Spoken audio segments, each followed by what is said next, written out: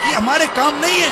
हम उस प्यारे आका सल्लल्लाहु अलैहि वसल्लम का मीलाद मना रहे हैं कि जिसके बारे में अमीर अहले सुन्नत आशिक मीलाद क्या फरमाते हैं कि पत्थर खाना सुन्नत है, मगर वही पत्थर उठाकर मारना सुन्नत नहीं है। आपकी शान तो यह है, गालियां देता है कोई तो दुआ देते हैं, दुश्मन आ जाए तो चादर भी बिछा देते। और आका का मीलाद मनाने वाला ये लड़ाई झगड़े करेगा, आस्तीनें चढ़ाएगा, बदमाशियां करेगा, अबे तबे करेगा, यतीमों का माल खा जाएगा, गरीबों का माल खा जाएगा, बेवाओं का माल खा जाएगा, नाजायज कब्जे करेगा, मिलावट का माल बेचेगा। नहीं नहीं, हमें आका सल्लल्लाहु अलैहि वसल्लम के हुस्ने अखलाक को सीखना और समझना है।